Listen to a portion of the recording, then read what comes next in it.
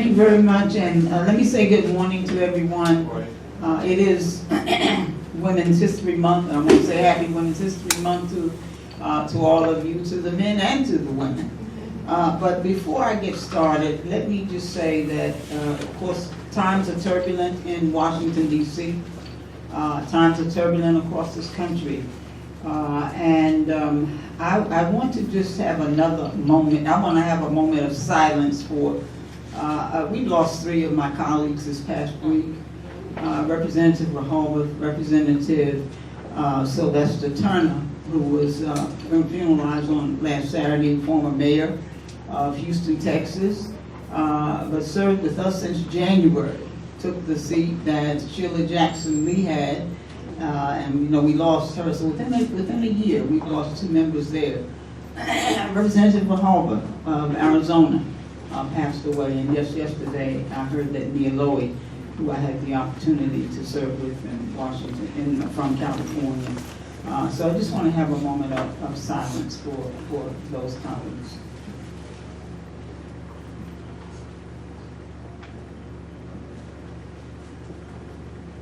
Thank you. Well, again, good morning, and I want to thank Sarah Stevenson, the forum, for inviting me to come today. I know these 2 ladies, and they're going to cut you off if you talk too long. They'll probably cut me off too. But let me just say, especially as we're celebrating Women's History Month, I can't think of anyone who has been more impactful, not only for this forum, Mrs. Stevenson, who passed on, but who left this forum in great shape, who served this community and through this forum in decades. And so I just wanted to certainly acknowledge her and to say just how delighted I am to be with you. But I also want to thank you for allowing me to represent you in Washington, D.C. It is a difficult time right now, but let me begin my time by saying that we already know, and if I sit down, will it be better? Okay.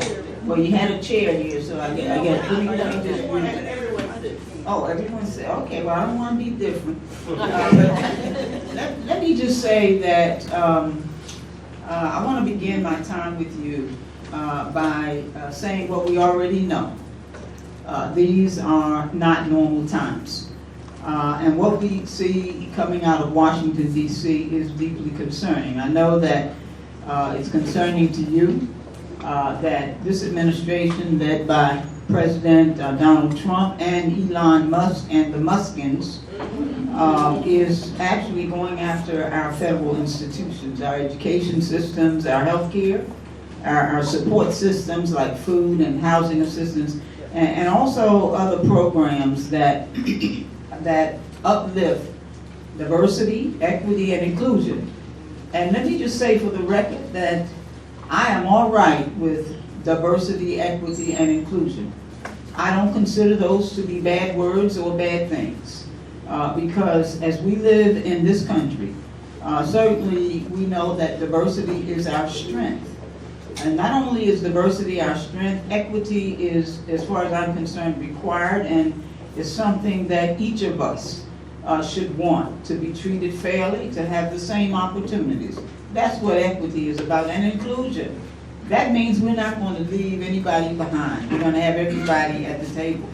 And so the attacks on the programs that we use every day have been a top concern that's been voiced by many of the constituents who have reached out through town halls, and I've had 2 town halls right now.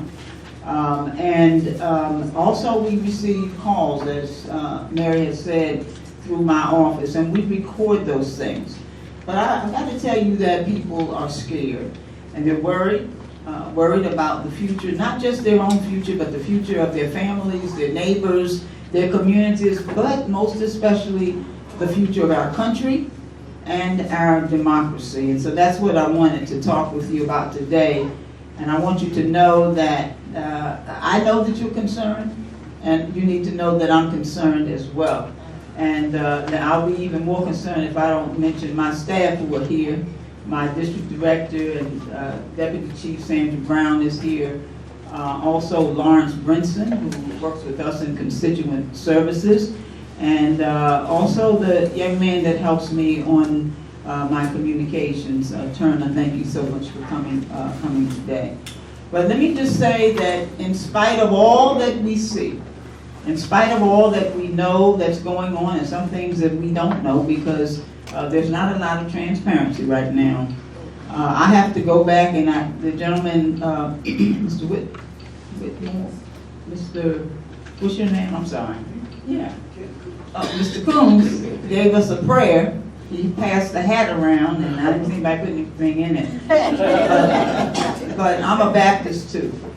But my mom was Pentecostal, and she pastored for the last 38 years of her 90 years. But she would always remind me, Alma, I don't care what it looks like, I believe God. And so it doesn't matter to me who lives at 1600 Pennsylvania Avenue. There's another address that I'm more concerned about, and I think that he's concerned about us too. But let me just talk a little bit about some of the recent actions of the new administration and what Democrats, people continue to ask me, what are Democrats doing and how can you take steps to fight back? I've been a fighter all of my life, and so fighting back is not new to me. But let me just say that last week brought us a stream of disconcerting actions that were made by this president and my Republican colleagues in the Congress. And so the White House took another step toward dismantling the Department of Education, laying off nearly half of the agency. Over 1,300 federal education employees fired for no reason, because they were simply doing their jobs. Now, 43% of these employees dealt with federal student aid, or they worked for the civil rights offices. And so these are staff people who helped our children pay for college and who fought against discrimination against our students. And when we think about it, 10% of North Carolina's public school funding comes from federal education dollars, nearly $1.1 billion annually. Now, for those of you who have followed my work, you know that I spend a lot of time working on 4 H's: housing, healthcare, higher education, and hunger.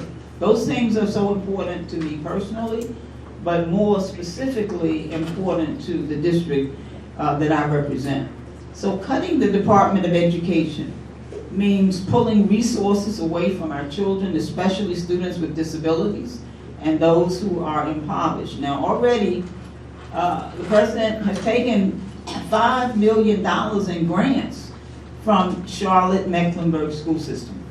And so I am concerned, as I know all of you, about that. But that's funding that we use to recruit teachers, to better educate our students, and they're taking it from our children under the guise of DEI, that they call is a bad thing. But DEI is not a bad thing. And so we're finding that because of this, attacks on free lunch programs for students, which feeds about 40,000 of our students, and they're targeting Medicaid funding that also impacts programs, excuse me, to more than 17,000 CMS students with disabilities. Because as we think about Medicaid, for example, it's not just health care. Because if you're a young person and your family's on Medicaid, then that means that there are other resources that are available to you. And so this administration has directed the USDA to cancel more than $1 billion in food assistance funding. Now that eliminates 2 critical programs for food security that we are not only dependent on here in our county, but throughout this country. First of all, that's the local food of schools cooperative agreement program. And of course, this is food that's produced from local farms, and we do have some farms here in Mecklenburg County, and they provide fresh, nutritious foods for our schools and our child care facilities. And then we were going to receive had all of these cuts and potential cuts not occurred, we would receive almost $19 million in the next fiscal year to provide healthy meals for students. And so now that's cut, and so we probably won't get it. But the second program that I want to mention is the Local Food Purchase Assistance Cooperative Agreement, because that program supports food banks. You may know that one of the initiatives that I started when I first went to Congress was the Adams Hunger Initiative. Matter of fact, we met yesterday, and we meet with agencies that work to provide food for communities that are food insecure. And I can tell you that that's not unique to our county and to our city. We do have food insecurity issues here. And so that means that these food banks that have been supported by this funding are now going to have difficulty feeding organizations and people, and the pantries that they're trying to keep stocked are not going to be filled. So we will have $11 million cut from the Local Food Purchase Assistance Program because of the actions of the White House. And so this administration, I thought I could use this, but I'm not sure. But anyway, let me just say that because these funds have been cut, we know that a lot of organizations here in Charlotte are going to have a difficult time in terms of helping to feed people.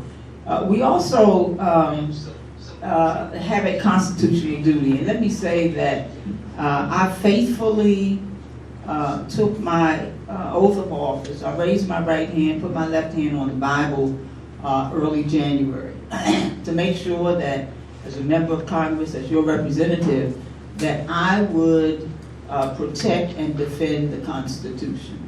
That's what I am always going to do. That is a constitutional duty that we have. And so we are demanding answers, and there are lots of ways to do it, and we're taking every opportunity to do it, whether it's through writing letters, whether it's through using the courts. And let me just say that the court will be our way out of some of the mess that we're in right now. And so let me just speak to the continuing resolution fund that was passed on last week that will extend the government, fund the government through September. But we can't really celebrate that. Well, we did avoid a government shutdown. But this bill, and let me just say that it is extremely harmful. It is not a bipartisan bill. It is a Republican bill. I want to just give you the facts as they are. And so it's going to have a harmful impact on our most vulnerable communities. And let me give you some examples. $700 million will be cut to the rent subsidies for low-income housing and working Americans. And we know that affordable housing is a big issue here in Charlotte. Rates are continuing to rise, and that means that people who need to be housed will not be. I want to get back to education for a moment and mention that the TRIO programs and the Gear Up programs as well to our HBCUs are also in jeopardy. Our businesses, we have more than 40,000 small businesses. And so when we look at what's being proposed in this CR, $116 million in cuts we're looking at. $2 billion will be cut in terms of airports and roadways and safety ports. And so this bill also underfunds the homeless services that we have. And we know we have a serious homeless problem here in our county. So we're looking at a reduction of $168 million. Our homeless population here in Mecklenburg County grew by 3% over the last year. And so the Emergency Food Assistance Program, because we're going to lose $20 million, which funds right now 12% of Mecklenburg County households. So we also know that while we didn't get impacted as much as Western North Carolina by the hurricane, The renewal of the $293 million is also not going to be available. But there'll be some. But when you think about that kind of reduction, it truly has an impact. And so we're talking about projects here because the community projects, and most of you, some of you were funded through sending applications through my office for the community projects. We received, over the past couple of years, about $40 million for our community from projects that have come through my office. We saw that as a good opportunity for small organizations, for nonprofit organizations, to be able to receive some funding. And so projects like the Mayor's Faith-Based Development Initiative, which would have helped fund 10 affordable housing communities right here in Charlotte, that's going to be bypassed as well. But this is the CR that I'm talking about. This is this continuing resolution. And the reason, and I want you to know, I proudly voted against it. And I wish all of my colleagues could say the same thing. I voted against it because this bill, as it stands, this CR, does absolutely nothing to secure and protect the people who have elected me to represent them in Congress. And so it shows that my colleagues don't care about supporting our communities. And if that's the case, I'm certainly not going to support the bills that they have. But I've got to tell you, because I've gotten a lot of calls since the Senate voted. And I've got to tell you that I'm deeply disappointed in the Senate, the Democrats who voted to allow this disastrous bill to go forward. And let me just say why. I mean, I don't believe that, I think that we have some issues when we talk about shutting government down, and I don't support that. But what I also don't support is legislation that does not benefit the total community, the least, the lost, and the left behind. I think it's important that we, and you know, I go back and I can tell you that there are probably, as I counted one time, 6,000 references in the Bible that speak to how you treat the poor. And I just believe that that we have a responsibility. And so this was not a Democrat bill, and it didn't have any initiatives in this bill that would support the people, because I represent all of the citizens in my district. This all 700,000 of them. They're not all Democrats, but I represent all of them anyway. And I try to do that, and so to make provisions for what people need. And so I think that as we look at everything, Johnson, when she opened, she said everything changes every day, and it does. And I think that's deliberate, that, you know, people are trying. And I just believe if there had been some intervention, and I will say clearly from the Speaker of the House, from the President's party to stop him from some of the things that were going on from the beginning, then I don't think we would be in the place that we're in today. But if you try things, you know, if you've had children, you know, you tell them don't do it, and they try things, and you know, they get away with those things, they're going to continue to do more things. And I mean, I hate to compare the president with a child here, but let me just say that that's what appears to be going on. No checks and balances, and where they should be, have not occurred. But I think the administration is probably counting on all of us to be overwhelmed and continue to be discouraged and disheartened and maybe dejected. But I want to encourage you and to say that from my party's perspective, we're not going to let them win. But we're using our constitutional authority of oversight and investigation. We have to do that now because that may be all that's left in terms of constitutional oversight. And so I've signed on to letters with my fellow House Democrats demanding access to federal institutions that Elon Musk is trying to gut. It hasn't just been the Department of Education. It's been the Department of Defense. It's been the department that actually looks out for people who have the consumer protection. So who do you go to for protections? But unsurprisingly, the administration's response has been silent.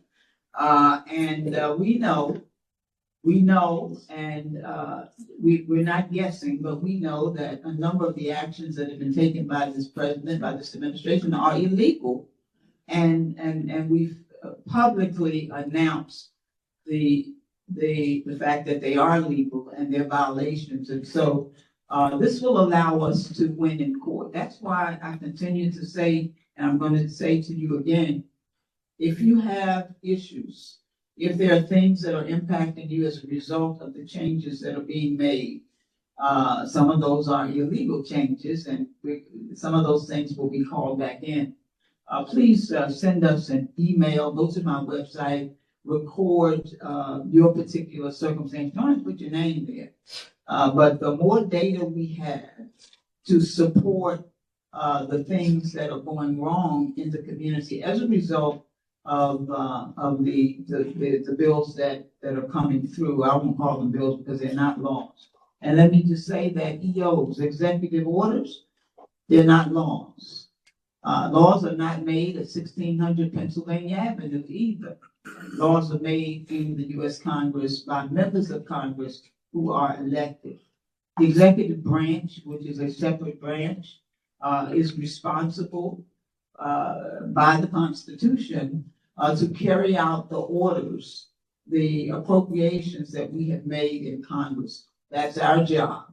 And the job of the administration is to carry those things out. And so let me just also add that in some cases, and probably more than we think, we do have opportunities to introduce legislation that is bipartisan, despite being in the minority. Now, just because I'm in the minority group, I've been a minority all my life, though, but you understand what I'm saying. Because I'm in the minority, which means that when the elections occurred in last November, the country went out, including North Carolina, and voted for a trifecta. If you don't know what that is, that means that the U.S. House, the U.S. Senate, and the executive, that is the White House, all controlled by one party. Now, typically, if any party is concerned about the other and all of the people, we would be able to work in a bipartisan fashion. And I will tell you that since I have been in Congress, I have found ways to do that on some things. I don't think healthcare should be a partisan issue.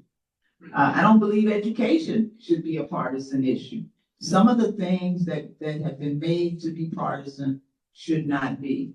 Now, you all know that I am an educator. I retired after 40 years of teaching at Bennett College in Greensboro. And so education sits really close to my heart. And let me say that HBCUs too. I am HBCU strong. I'm happy to represent Johnson C. Smith here in Charlotte.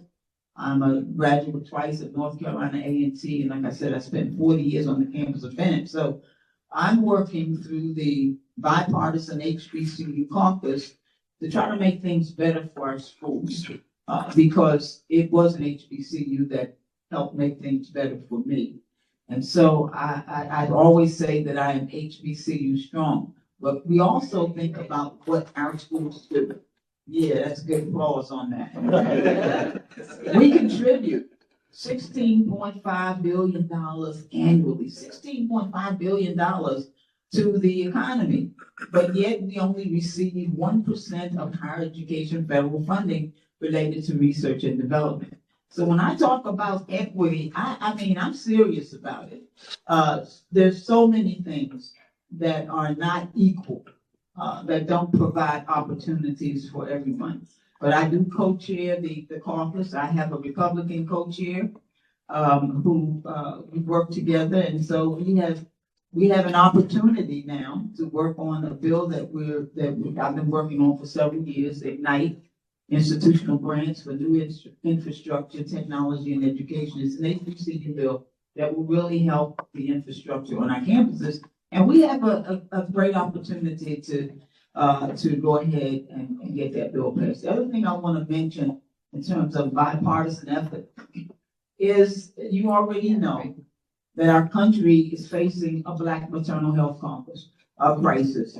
And so the maternal mortality rate is worse today than it was 25 years ago. That means that Black women are dying in childbirth 3 to 4 times the rate of white women. And 80% of these maternal deaths in the U.S. are preventable. And that's why Congresswoman Lauren Underwood and I started the Black Maternal Health Caucus, and we introduced the Omnibus Act. So there are 13 bills here that will really help address this problem. We got the right legislation, but until my Republican colleagues consider this to be a priority, it is now on the back burner. So let me just say that we are continuing to use our offices, and I'm using my offices both in Charlotte and in Washington to not only hear the concerns, but to work on them. We are looking for assistance in during these volatile times. And so I'm asking all of my constituents, if you have any issues with federal agencies now, I can tell you with the mass firings of so many people, I worry about, first of all, those people losing their jobs when they shouldn't have. But secondly, they're the folks who are providing the services for the constituents. So who will do that? So, I think about, we used to say, you're putting the cart before the horse. In my family, my uncle used to say, you're putting something backwards, but you all may know, if you're in my group, you probably know what I mean there. But we're talking about right here in this district, 7,000 federal employees. 7,000. I don't know how many have been fired. We're trying to get the data, but because there is not a lot of oversight, and because there's not a lot of transparency, a lot of these questions are still unanswered. But I've got to tell you, and I've got to tip one of my 1,500 hats to our governor and our attorney general, because they're working through the courts. Right now, I understand there are about over 100 cases brought against this administration for violations. And so when we talk about what Democrats are doing, I just want you to know that we're fighting back, but we're also using these other agencies, other state agencies to help us. I mean, last year, North Carolina elected Democrats in statewide offices for the governor, the lieutenant governor, attorney general. And we're using these folks to help members of Congress make sure that we get things right. So the North Carolina House and the North Carolina Senate, or North Carolina House, I'm not sure, the General Assembly do have veto power restored now to the governor, and we did that through the election. So elections make things happen, and I want us to think about that. But our attorney general has linked up with other attorney generals across the country. They filed suits. As I said before, there are 100 active pieces of litigation going on right now. But those are steps that we're taking to counteract a lot of the things that are going on. But I can tell you, legislation, our administration, our president seems to be trying to legislate by executive order. Executive orders are not laws. They're not statutes. And so some of those things are just not going to last. But let me just say, returning to the foundations that we know we have, we are we know that we're being targeted on various programs like SNAP and Social Security, Medicaid and Medicare. And I'm telling you, the more people are organizing, speaking up, these are the things that will really make a difference as we're trying to make a change. Now, let me just mention one thing about Medicaid, because so many people have called me. We expanded Medicaid after years and years of work, and I served in the General Assembly when we were trying to do it. But they just did it in 2023. But there's a trigger law attached to North Carolina's Medicaid. Now, I don't know if you know what that means. That means that right now, North Carolina, the state puts in 10%, and the federal government 90%. But if the federal government reduces the support that it gives to become less than 90%, then we will not have Medicaid any longer. Think about it. If the federal government is making these reductions, and I hope that they're not deliberately intending to reduce the 90% by less than that, because I can tell you that the state of North Carolina is probably not going to do what it needs to do. I served in that body, so I know that group too. But that's something that I'm very concerned about, because Medicaid expansion, health coverage would automatically end for 638,000 people in North Carolina, and we certainly don't want that to happen. Most people have heard my story. I grew up without health insurance. And so that's one of the issues that I continue to work on, because I had a sister a couple of years older than I, sick with sickle cell anemia, died at 26 years old before her 27th birthday. But we got her health care at the emergency room. I don't want anybody to have to do that. Well, it's also going to increase taxes and all those kinds of things. So hopefully it won't happen. But we just, I'm really concerned that it looks like it's on the chopping block too. But let me just end by saying, and I want to answer the questions that you may have, and also Turner is here, and we've been working on a number of things together, and so maybe collectively we can answer some of these questions. But I am very concerned about the turn of events in our country. I am concerned about the democracy that is at stake right now. We don't want to live under a dictatorship. That's not how our country was started. And while it appears that some folks may be trying to take us in that direction, we can stand up and we can push back. But I also want to say this before I put this microphone down. We have some elections coming up in 26 for that we can make a difference in the courts. And I can tell you that while we are in the minority in the House and even in the Senate for that matter, that it's a very slim majority. Very slim minority and majority. And so that means that we can do something about it. But we have to have the will to do it. We can't just say, well, I did my part. Ms. Johnson, I voted. Not enough people did that. And that's why we are in the predicament that we're in today. I continue to say, when good people don't go to the polls to vote for good people, bad people get elected, and they do all the bad things to good people. There are too many good people in my district, in this nation, who are suffering because bad people don't seem to have the compassion and concern for what so many of us need. So I thank you for this opportunity, and I'll be happy to take some questions. That's a piece, baby.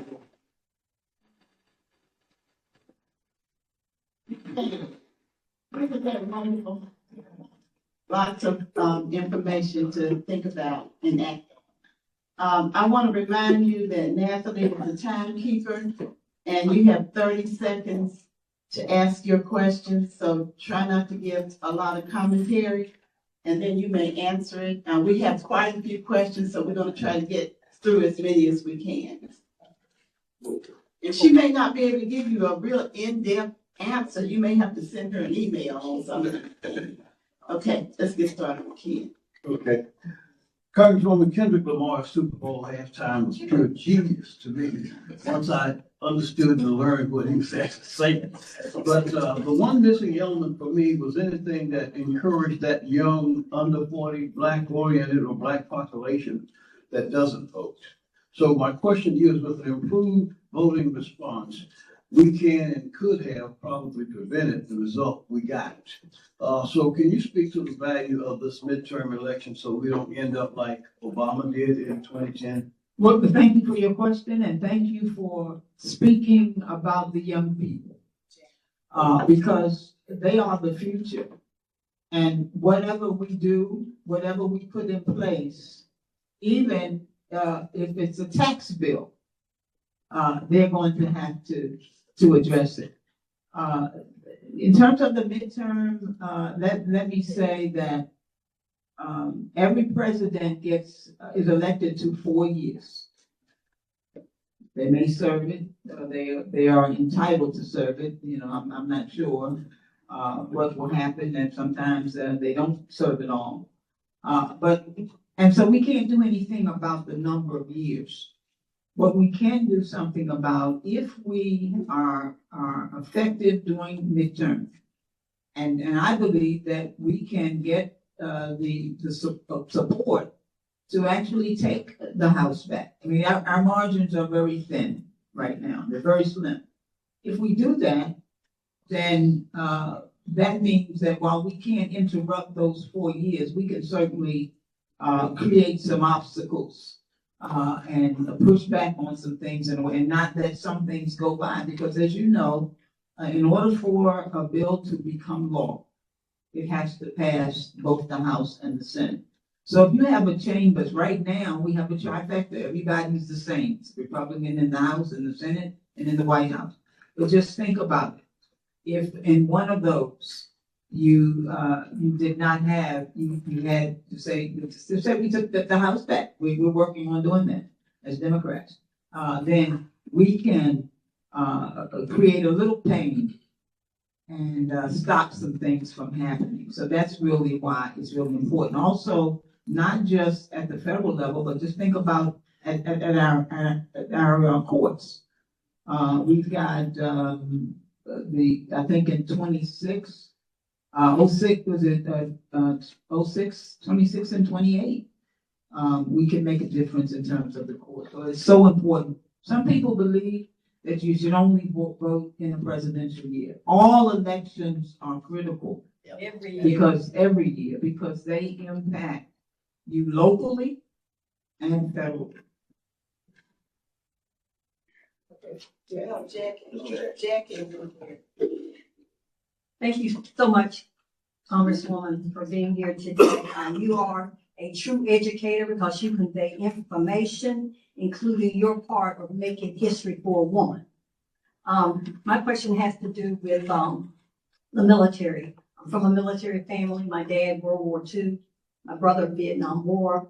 My other brother, a Navy chaplain for 14 years. Can you speak a little more on services that lost services veterans will not receive, and what will happen with many of our bases here in North Carolina? Well, thank you for the question. Thank you for your service, for your family, for the service that you all have given to our country.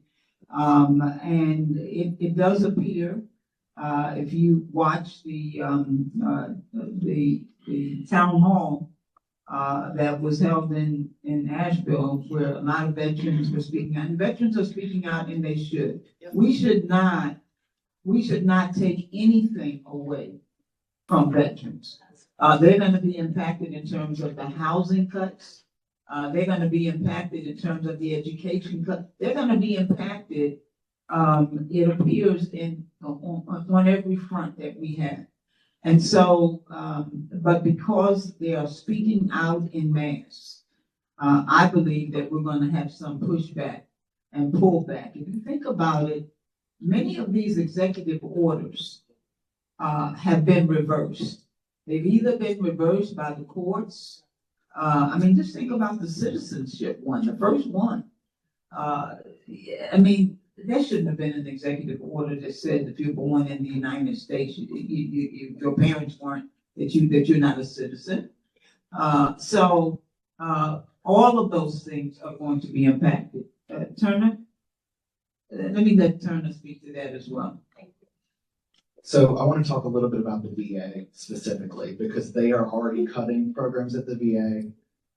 They've cut thousands of federal contractors that work for the VA, one of the most understaffed and overworked agencies in our federal government right now. So, and let me not mince words when I say this, their end goal is to privatize the Veterans Affairs Administration, which would obliterate health care for service members and their families in this country. So the one thing I cannot stress enough, and North Carolina has a very, very high veteran population, call your senators. They are the ones that have the power to stop this. And they know that veterans are watching and listening to them. And if you have a problem with the VA, reach out to the Congresswoman's office. We have caseworkers who can help you navigate that process. Thank you.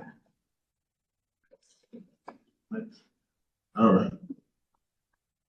Congresswoman. Thank you.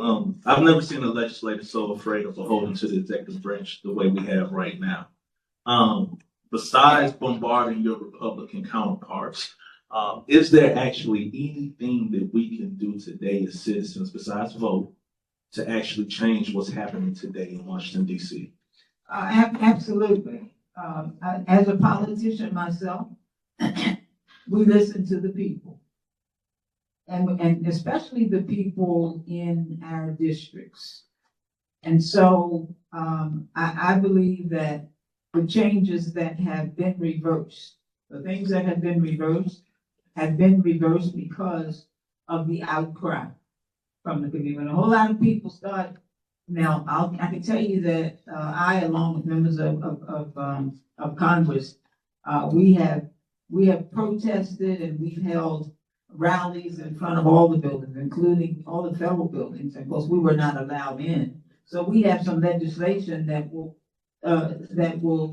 prohibit that. We should be able to go into any federal building. That's ridiculous. But it doesn't seem like it.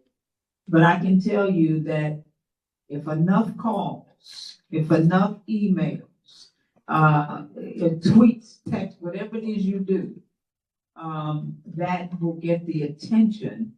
And just think about what the president has done and how he has said we're going to do, even with the tariffs, for goodness sakes.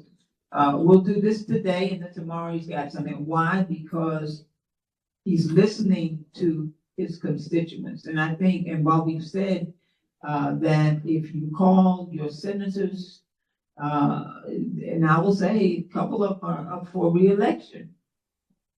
So if you have to scare them into doing the right thing, then I think that's appropriate.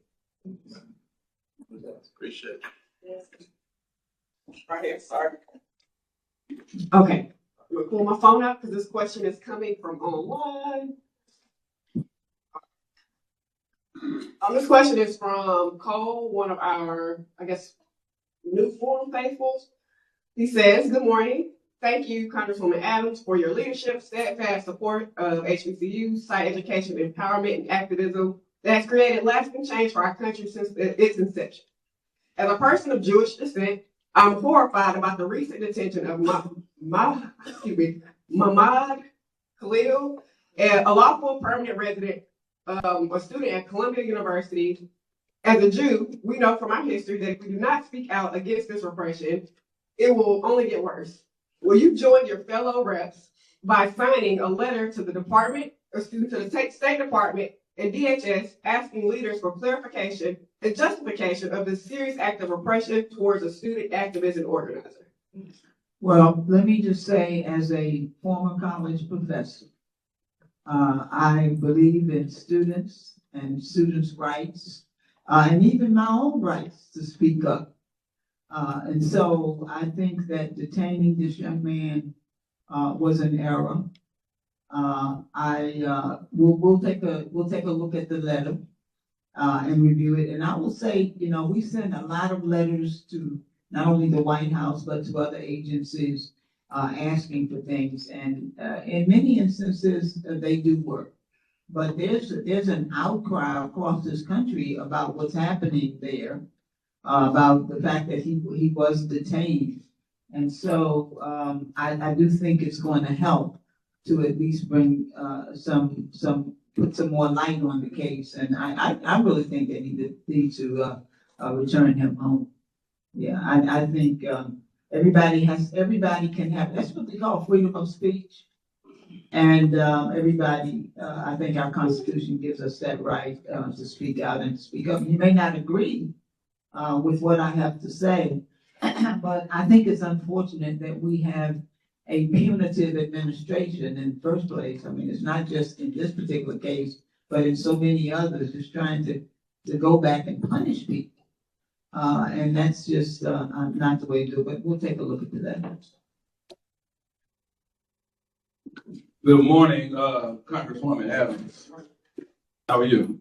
Well, So my question is, historically, the public sector has been a critical pathway for Black people to achieve economic stability with federal, state, and government jobs, providing greater job security, better wages, more equitable career advancement opportunities to unionize compared to the private sector.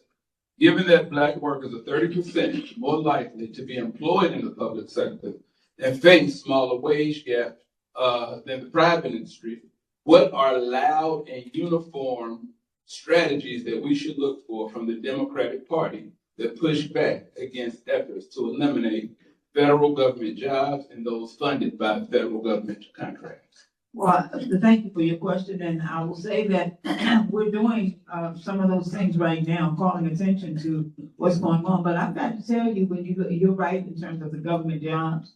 They don't pay a lot of money. People they were secure in these positions, and most of the people, just go back and look at who's being fired. A lot of the folks are women, minorities, people of color.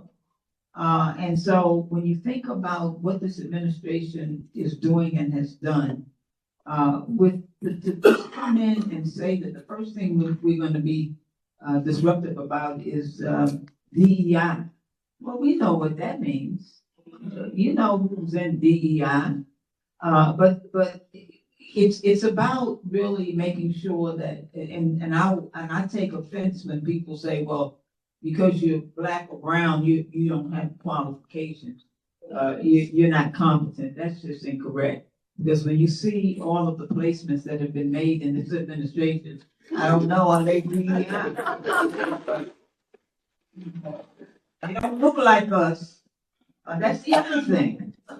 There's no diversity there, really. So we can read between the lines. But I do think that that's probably intentional to go after those employees because, we know who's in there. We know who is in those positions. And I think that's just really unfortunate that we're getting to a point where it seems that there's a preference for dictatorship in this administration. And I think that we've got to fight that. We've got to fight that. I've got Mr. Jelani Hill. Hey, Congresswoman Adams. So I work with a few clients here as a publicist, and you see this stuff happen on the news. You never think it's going to touch home. And so, relative to you mentioned TRIO, I have a client that has an Upward Bound program, touches over 150 kids throughout Mecklenburg County and other counties. Also have another client that's off of Base Fort Road, has a cosmetology school. They're affected by the office shuttering down in Atlanta as far as the Department of Education. And they called me what do we do?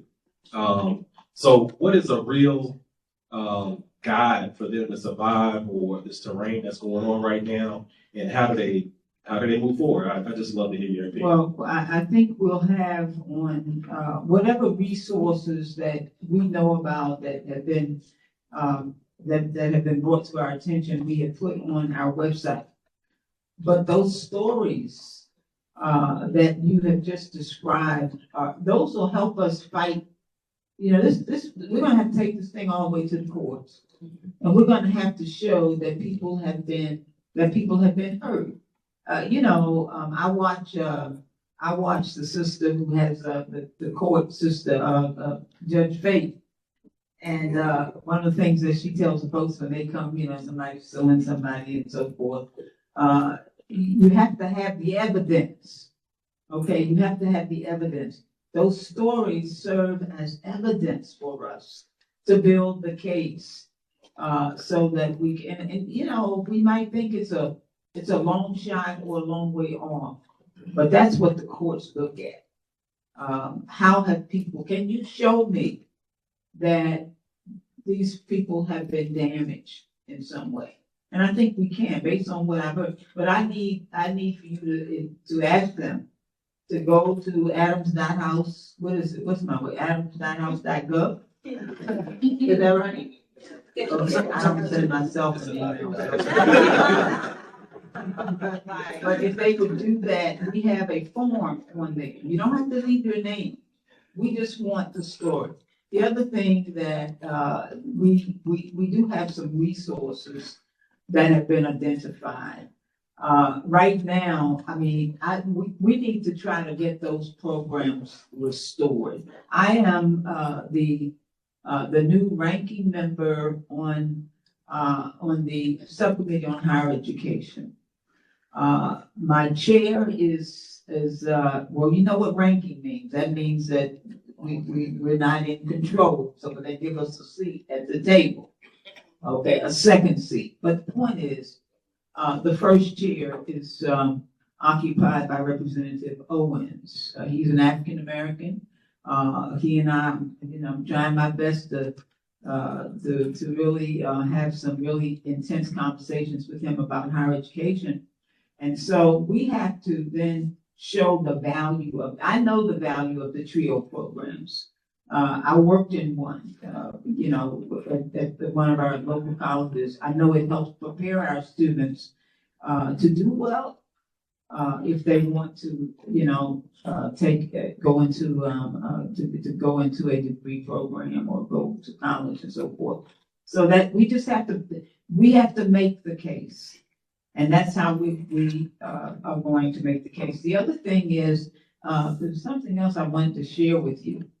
The court just ruled last week to make Doge. You all know who Doge is, those little munchkins walking around. But anyway, to make them a, what is the word I'm looking for? They are now a legitimate, if you will, an official part of federal government. So what it means is that they are also subjected to the Freedom of Information Act. Now they call that, was it FOIA?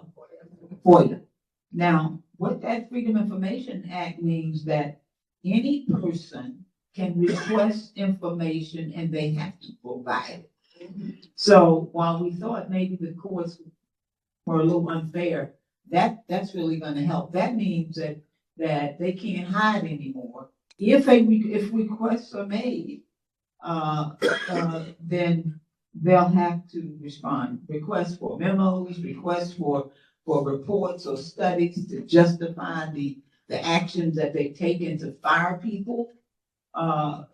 We can make a request now. And so anything, it can be, again, it can be about whether or not we want to know what the report says, what the studies say, all of those things. So we will have access, but we got to ask for it. And if you write and ask for it, and we'll have some information on my website about how you can do that. individually. So if you're with a organization, I think it would be helpful to have the organization, because I understand there's a cost for people's time to put all to get this information together. But if you are working through an organization, it may be that they can sort of serve as your agent, and that will be helpful. So that gives us an opportunity. We're going to ask them. We should put in a request about that. Well, because I really believe that all of the firings and all the things that have happened to dismiss people, there was no study done. I mean, how do you just go in and fire 1,300 people, thousands of people, and not understand that there's going to be an impact somewhere? Now, if you had a hard time calling the Veterans Office, the VA, and you couldn't get through, I mean, what the hell do you think's going to happen now? You know, if they've taken all of the people and fired them, who's going to answer the phone? Who's going to be able to work with the citizens to get the resolve that you need? So I just don't think that they really thought about, they were just looking for money. And I will tell you, there is truth to the fact that the president wants to line the pockets of his billionaire friends with this money, with the tax cut that he put in when he was president the first time. It expires. And so they were looking for money to offset that. And I think it was a very cool way to do it, to go in and just fire people at random so you could get the money that you think you need to do something that you shouldn't even be doing anyway. Good morning. My name is Ed. My thank you for your being here. It's very hard to follow what's going on in our government today. But as we know, Chuck Schumer, who is going to be on the field today to explain his position, if I understand what Chuck Schumer is saying, is the reason that he voted the way he did is because if the Republicans are allowed to shut down the government, they'll never reopen it. And that's why he voted against or voted for it. Even though it was horrible with all the cuts, it was better to keep the government open so that we have a government. Can you give me your feedback on that? Let me just say that the government is partially shut down right now. I mean, look at all the agencies that they're closing, the people that they're firing. But let me just speak to that a little further. I believe that we had an opportunity because Representative DeLauro, who is our head person on appropriations, had asked that we do the CR for a month so that we could continue the negotiations and get something. This CR is strictly a Republican. It has nothing in there for Democrats at all. All of the things that we wanted, for example, that would have put some checks and balances on this president so he wouldn't be able to do. Now, okay, leave the government open. I'm not for closing it, but leave it open. But you also open up the process for Musk and for the president to do all kinds of awful things, and there are no stopgaps there. So see, that's what we were trying to do. Give us 30 days, and let's negotiate some good things for the good people who we represent, who need that support, who need the support for housing, who need the support for healthcare, who need the support for education. Those things now have been lost because we did not have an opportunity to stop any of it by actually putting in some legislation that we thought, and we had it all set, but because it would put restrictions on both the president and Musk, they didn't want any restrictions. They wanted to be able to continue to do the awful things, the egregious things that they're doing. And so that's my beef with Chucky. Schumer, excuse me. No, I don't call it that. I'm just kidding. But that's my beef with it. He took us off the table and we still could have been there to negotiate. And, so, but again, in terms of shutting down, they're already shutting us down. I mean, just look at the agencies that we lost. Look at the thousands of people that we've lost. Look at the services that we're going to lose because nobody's going to be there to help us. So the people have to do what they think they have to do. But our only recourse, if you think about it, the full House under Hakeem, the Democrats, you just say this in the House, all of us voted against the CR. One person did not. But we had, we were all on the same page here, and we were relying on the Senate to help bring us through. But so that's hopefully that's my opinion about it. But again, we all have one vote, and I think that the vote that I took to go against this the bill in the first place was right. Okay, right before Carrie, I'm gonna call the names of the ones that are left, to ask the question. Ma'am. Okay, because I would hope to get through all these, but, don't be offended if we don't get to your question because we're running out of time. And can you can send your question to my website, and we will answer it. Okay, thank you. We have Carrie, we have Jennifer, we have Kyle, Blanche, April, Jackie, and Rukia. I know we won't get through all these, but we're gonna try our best. If you keep your question at 30 seconds, and I'll keep my response. maybe a minute or two. If Jennifer was former Mayor Jennifer Roberts, she just left. Oh, she just left. Okay. So we have Carrie, Kyle, Blanche, April, Jackie, and Rukia. Okay, thank you. Congresswoman Adams, thank you for being here. I am a constituent and a coworker, and I support you entirely. I am so disturbed by what's going on, as I think most people here are. For over 40 years, the Republican Party has been selling the idea that government is the problem. Now we see what's resulting, and the Republican Party is doing just what they said in Project 2025. We need outspoken disruptors to convey the message that the government works for the people and the Democratic Party is working for the people. Okay, you need to ask your question. What is the plan? Well, first of all, thank you for the work you do. Thank you for your question. I think that again, we are going to have this public outcry. That's the plan that we've taken to the people. We've got to continue to speak up, speak out, and make sure that we reach out to the members of Congress who are not in your party. So that they hear, because some of my colleagues will say, oh, everybody's loving this. Well, everybody's not loving this. And so, but the people who are not loving it, not enough of those individuals are speaking out. And so I think if that is the plan. Let's continue to do it. And let's begin right now, not wait until November to look at getting organized. If your precincts aren't organized, get them organized and to get people. And once we do that, we got to get people out and get people understanding how harmful things can be when you don't have the right people in the right place.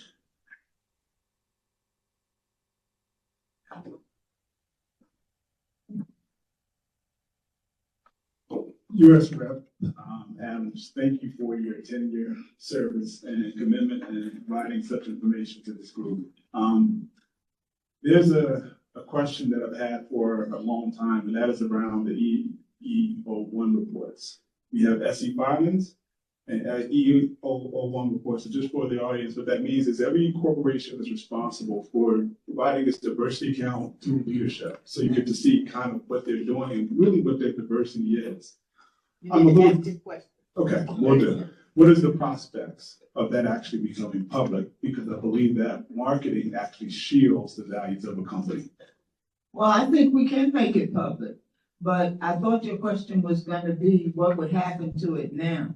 It appears to me that based on, the actions that have been taken, that they'll probably just, make that not a requirement, or try to make it not a requirement. But since that has not been done, I think that's a way to expose and to, shed some light on it. And it also, I think, helps us to see why some of these actions have been taken, people, I don't know why there seems to be so much fear in people who are different. You don't look like me, so I shouldn't like you, I shouldn't appreciate you, I shouldn't respect you. I mean, that is ridiculous. But let's get it out, send it to me. Send it to my deputy is back there, and send it to me, and we'll put it out on social media. Okay, I'll talk about it. Okay? Good morning. Yes. Good morning, Congresswoman. I appreciate you being here. Good morning, good evening, good night. My question is, you say do what you gotta do. So seniors, what can we really do? Because a lot of seniors, they talk about it around the table, but what else can we do in order to make this thing happen? Because I don't want my money cut from me, number one. So I don't want mine cut either. Look at what I'm saying. yeah, so I need to find out what else can we do, because even in this room, a lot of seniors are not here that should be in the room. So what else can we do in order to make this thing happen because of this? I'll be at somebody's house, they cut mine. Thank you. Well, I think we're gonna have to continue to raise hell about it, but you are so right. And when we look at programs that seniors depend on, whether it's Meals on Wheels, whether it's Medicaid or Medicare, all of those things bother me. My mother is no longer with me, and so now I'm a senior in the house. But I have not only relatives, but many, many constituents who are. We're gonna, maybe it hasn't set in, but I just believe that, and you can record for some of them if you want to. Maybe we need to do some FaceTime with some of our seniors and actually get some testimonies from them.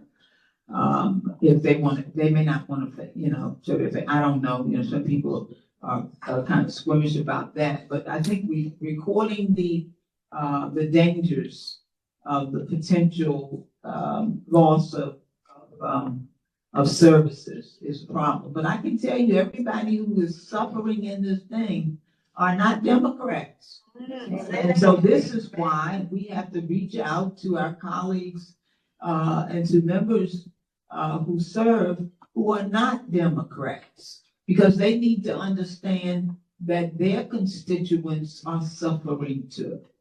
And so if we have to speak out for them, I think we need to do that. But these folks need to get some calls. You need to blow up their emails. You need to text and tweet.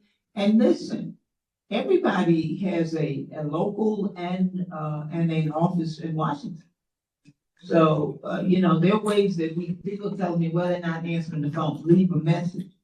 They're getting the message. So leave a message. Good morning, Congresswoman Adams. You know, I'm one of your biggest fans. Everywhere you go, I'll be fine. How you doing? I'm doing wonderful. A little sleepy though, because I just got off work. I'm a little sleepy. I got 30 seconds. I'm using every bit of it. How long is this going to take? It's kind of like a two-part question. And first of all, how long is it going to take for them to start affecting our taxes? They get rid of everything. So, I almost thought they were going to take my income taxes out. I could cut food. I don't get that. But, and then, even you speak, you say, contact your Congress representative. What's the question? I said the question the first time. but this, I said it's false. So Okay, you only allow is one it effective to really reach out to them? And how effective is it? Yes, ma'am, think about it, they have taxes too, everybody's, the 14th of, or 15th of April, they're expecting everybody to be accountable. So it is important that we do that, and I think if we do it now, maybe they'll skip over that. You see, that's the other thing, as Ms. Johnson has said, when we don't hear from you, there can be two assumptions. You just don't want to call, or whatever's going on, you're all right with it. And I know that people are not all right with what's going on. I know that. I'm not all right with it. And I'm talking to people, but thank you. But reach out now, because then, maybe we can divert it. Yeah, because it's really kind of up to Musk, and I think that's terrible. That we got this person who's not a citizen. He's from South Africa. I don't have a problem with South Africa, but I'm just saying, he shouldn't be over here trying to run our government. And because the president has allowed it, that's why it's continuing. And because the president's constituents and the Speaker of the House has not tried to correct it, it's continuing. I just want to say, when it comes to the IRS, they have cut lots of employees from the IRS, so file your taxes now, get it done early, because we are anticipating there may be some problems because of staffing shortages. That's what happens when you don't have the people to do the work. And that means that there's a breakdown. Good morning, Ms. Adams. Thank you so much for being here. My name is Rukia Kelly. I work in social impact for a corporate company. So, given the current challenges facing the administration, we've seen the private sector respond with hesitation, sometimes fear, out of executive orders and regulatory shifts. From your perspective, how can the private sector, more around our larger corporations, how can they engage and contribute to solutions while navigating this uncertainty? Well, I think private sector needs to do what the private sector needs to do, and to stand up against all of these executive orders and things, because they're not executive orders for them. These are for, this stuff is all centered in the federal government now. But if you think about it, and I had a question too. I said, well, why are these companies kind of buckling up as they are? And someone reminded me, well, many of them have contracts with the federal government. I can't tell you who, whatever. All I know that Elon Musk has about $40 billion worth of contracts and grants with the federal government, our tax dollars. That's what he has. 39 point something, so $40 billion. Now, he's not cutting any of that, I'm supposed, but the point is, I think we have a couple of companies who have rejected what has been put out there. And I think that they're gonna have to stand up and be strong men and women to do the right thing, because it is right. And, it might be that they'll lose a contract. I mean, I don't know how many of them have contracts, but somebody brought that to my attention, because I couldn't understand why they were doing that. Why do you have these companies target some of these other folks, saying, well, we're not gonna have any DEI programs, really, and diversity probably built their programs.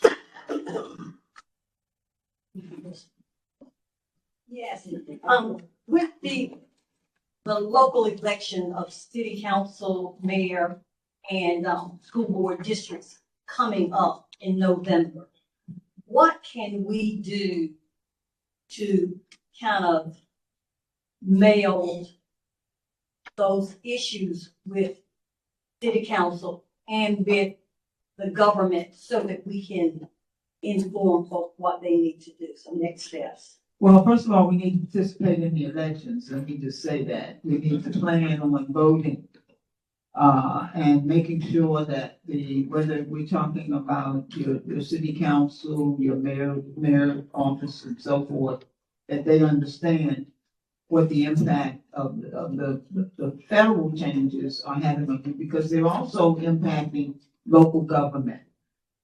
Because I mentioned a couple of the programs that are going to be impacted in terms of local government, but I can tell you that a lot of the support that your city council, that your county commissioners get come directly from the federal. So that money is passed down from the federal to the state, to local government. So we just have to make sure that participate in the forums, make sure that they understand what your concerns are. And it may also be that they have some resources available to help people, but by all means, we have to make sure that, I know everybody in here is voting, but we need to make sure that we go beyond that. We can't just say anymore, well, I did my part and I voted.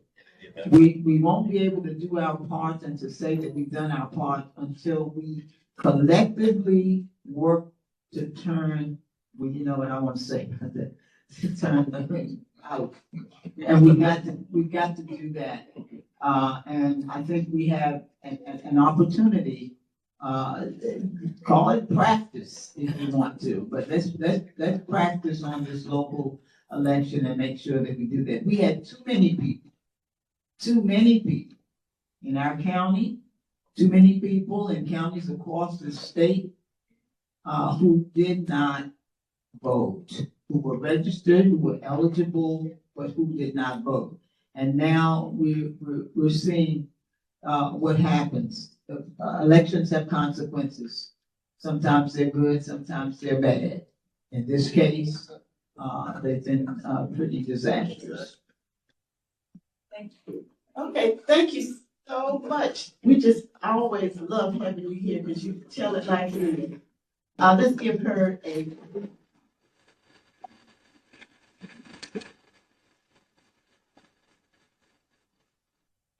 We are going to take announcements, but before we take those announcements, you know, I would give everybody a test, but I will not. I'm going to say this for the sake of our high school students.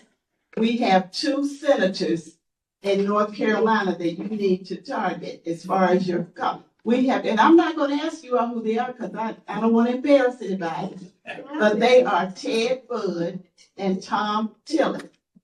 And Tom Tillis is up for re-election. So those are the 2 that when you make your call, and I have that number on the table in the back, please call. You know, when you sit back and say you don't like something, but you don't make that call, you are agreeing with what they do. I'm just going to put it out there like that. You're okay with it. Okay. Think about yourself, your children, your grandchildren, they have to come through. So just because you have a great job and you're doing good, think about the next generation. Jerry, can you say those numbers so the people at home can hear them?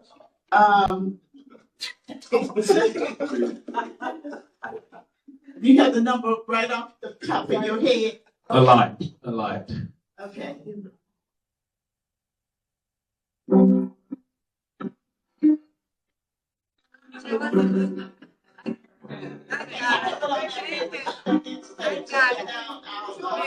Mary, I got it. Okay. There's, along with it, there's something called 5 calls. If you go to your apps, all the information is there. Something about all the issues. Tom Tillis, 202-224-6342. Okay, I got that number right here. Okay. Say it one more time so the mic can hear. What's that number, Miss Mary? Okay. It is 202-224-3154. Now that's Ted Budd. I was just getting Ted Budd. Okay. Okay. But if you go to 5, go on the 202-224-6342. correct. 202-224-6342. That's the number I have written on that paper back there. I can't stress enough. Please make that phone call. Identify one issue. Don't try to do a long thing. They're not going to listen to that. Just say if you're concerned about your Social Security or Medicaid or whatever, just U.S. Department of Education, whatever it is, just say that you are concerned about it. Do not cut it, blah, blah, blah. leave it like that, short and sweet, but please make that call. There's an app called 5 Calls. It will take you to everything you need to know. It's very user-friendly and intuitive. Okay, so we're gonna go to announcement. Ken? I'll go ahead and start. First of all, for everybody that knows my father in this room, please say a prayer for him. He had a health scare a couple of days ago, but he is on a road to recovery and in good spirits. Next announcement on brighter notes. The greatest event ever that y'all know. It has become world famous in Charlotte. The Great West Side Fish Fry is coming up September 26th at West Complex. It is amazing. Over 5,000 people showed up last year, and we had black folk fish from all over the world. Again, come on. April 26th from 1 p.m. to 7 p.m. Bring your line dancing fans. Okay, and I'm gonna challenge you. Let's do something with voter education. Oh, now this who you're talking to, that's already that's in stone. I just want to say on behalf of these very impressionable Harding High School students and any other young folk or old folk, they're doing good. She meant they're doing well. However, Mr. Coons, they might be doing good as well. They're doing good and well. Johnson C. Smith. Ms. Carlene, got an announcement? Thank you. And I also want to congratulate the students from Harding High School. Thank you for coming. Thank you, Gary, for bringing them. But I always feel that we need to celebrate this wonderful, phenomenal lady, Congresswoman Alma Adams. Thank you. Thank you.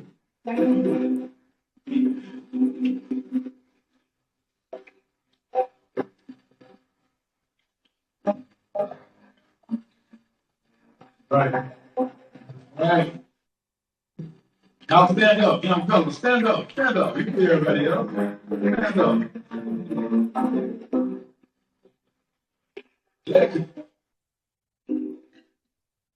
That's right. Teach them well and let them lead the way.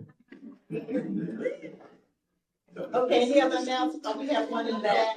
We have an announcement in the back. All right, quickly, last one.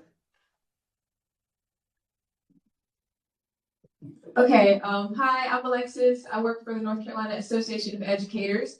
So I'm gonna uplift 3 things. First of all, there's a school board meeting next Tuesday. Second of all, the educators are pushing a petition for more mental health days, a higher teacher supplement, and inclement weather pay for like bus drivers, cafeteria workers, etc. When they don't come to work, they don't get paid.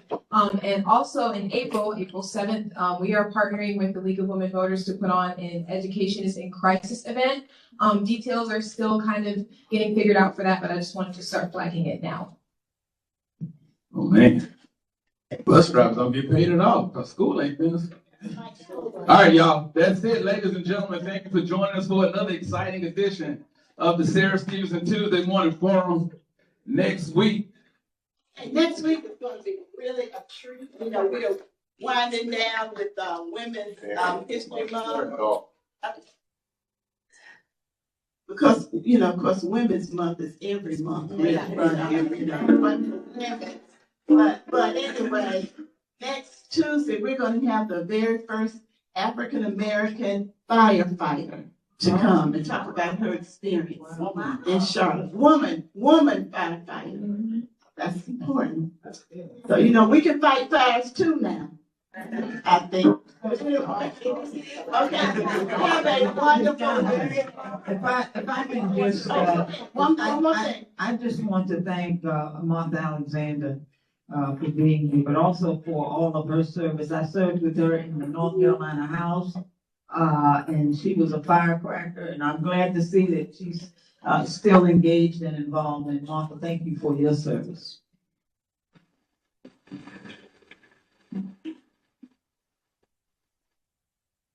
Phone number, make that call. All right, guys, join us next week. We're here every week except Election Day. Thank you so much.